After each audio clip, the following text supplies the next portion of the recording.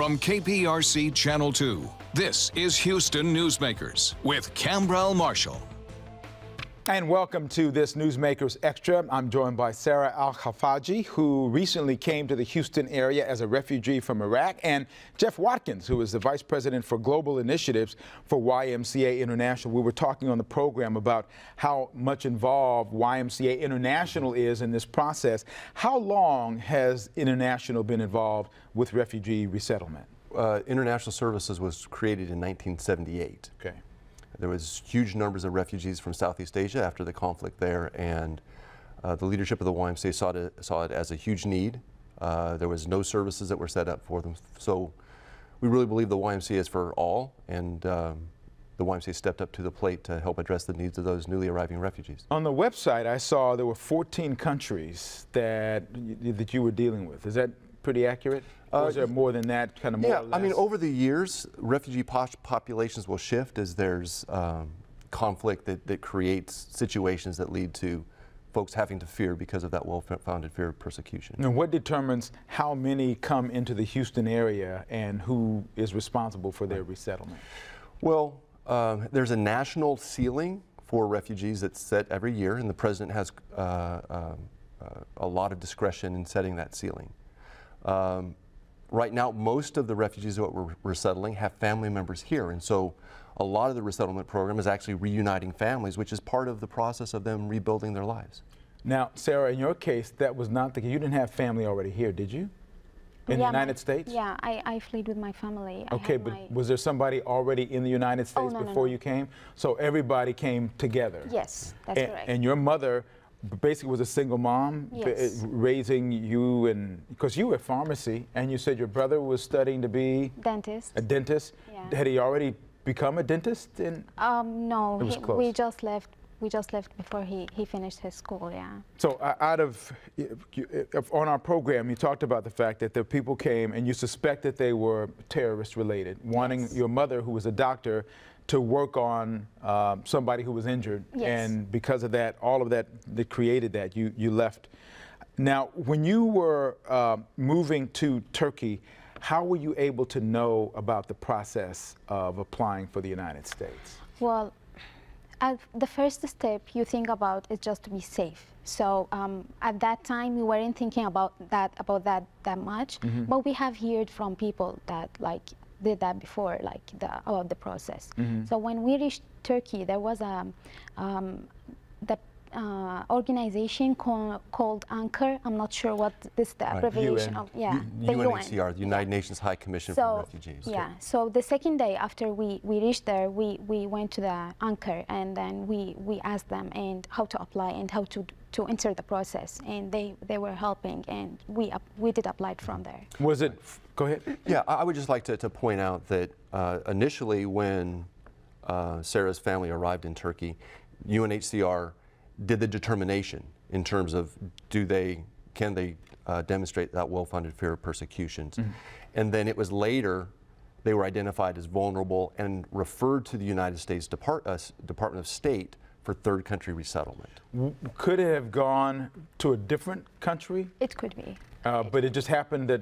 It just happened that it's the United States. Your concern was just getting out of harm's way. As a refugee, you just think how to be safe, a place that you can build a life, you know?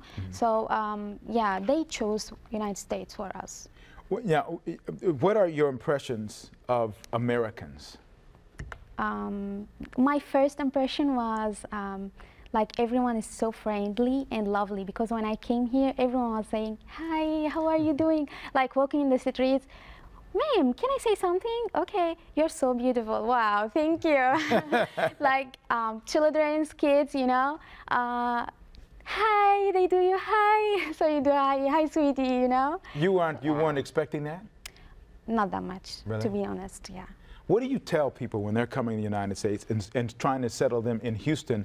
What's the message to the families who are coming in, and they come from countries where they have been persecuted and they are just trying to be safe? What is your message to them? Well, you know, the first message is you're safe, and the YMCA is here to help you. Once we get beyond that, the focus is the primary nature of that help. and that is helping refugees to become self-sufficient as quickly as possible. And so that means a job, that means cultural orientation, and giving them the tools they need to be successful as they rebuild their lives here. And you talked about it being a public-private partnership. Yes. How long do you work with the people you're resettling? Is there a time period? There's different time periods. For a very relatively short period of time, 6 to 8 months, we're able to provide some direct cash and housing assistance. And that there's a lot of things that need to happen in those first few months. But with the expectation that they find employment, and then really from that point, it's just services in terms of helping them find better jobs, continuing to learn English. The financial assistance is really front-loaded. It's those first few months. But then they can receive services, employment, cultural orientation, case management for up to 5 years. So, Sarah, you had already gotten your pharmacy degree in Baghdad, and now here you're at Domino's.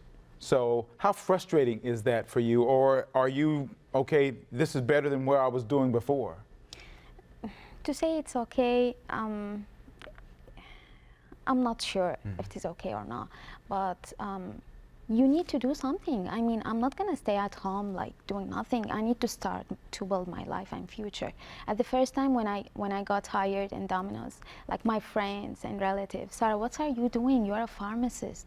I said, no, don't worry. I'm like, this is my first step and I'm gonna move on. I know I'm gonna be like something. So this is the foundation for you to go ahead and get your pharmacy credentials here in the United States. This is my first step, and then I'm gonna start from here. And I asked you earlier, you came in, you're speaking English, and I thought, well, how does everybody, and you know, we're so, as a culture, we think everybody should speak English, right? But you are speaking English, and you learned that how? Well, I studied to be a pharmacist in Iraq, like in English language. We study our books, all of them, in English. So we are good with the words, with the meanings, especially the medical abbreviations and terms. But when I got here first, it was I faced a problem with the accent and how to pass my shyness, my you know, the wall you know, to talk, how to be confident to speak, you know. So any other languages that you're working with now? Turkish, and I'm working on Spanish. Okay, so all of that. So you'll have 4 languages going, right? Hope at so. one point in time. So soon. What do you think when you see Sarah, and she's kind of a representative of a lot of people who come in this country? She is. I mean, her story is the refugee story in terms of coming here, being willing to work hard, realizing that it's going to take some time, but being patient. Cambro, my wife came here as a refugee many years ago. She did not speak English. She did not have the advantage that Sarah had. Her first job was shredding lettuce and slicing tomatoes at Whataburger. Good place to work, by the way. It is. But she's gone through this progression herself, and she's a software developer now. The elephant in the room is danger. I mean, the president says it's a dangerous environment. We can't afford to let people just come in this country. Right. What is your message, both of you, in terms of what you think about that? Yeah, well, I mean, my take on this is that, at least as the executive order addresses issues related to refugees, that in some ways, in my opinion, it is a solution searching for a problem.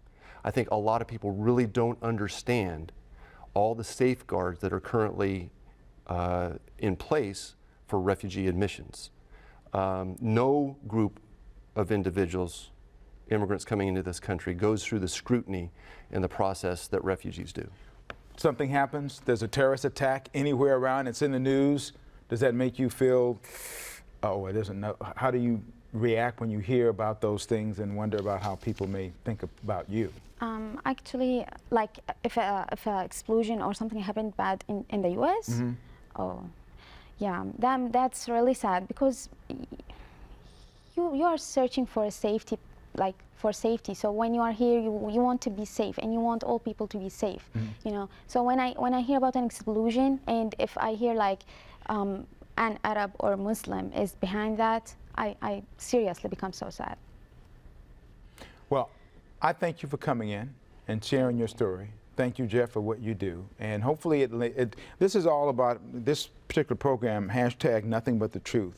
people can base your opinions about what's said here, but this is the truth of this particular program. And we'll have all sides of it here as we continue to talk about the issues that we'll be dealing with over the next foreseeable future. But I thank you both for coming in. Appreciate you being here. Good luck to you as you continue tackling Spanish in addition to all the other languages speaking now. Jeff, good luck to you as well. Thank you for the opportunity, Cambro. Thank you for watching this Newsmakers Extra.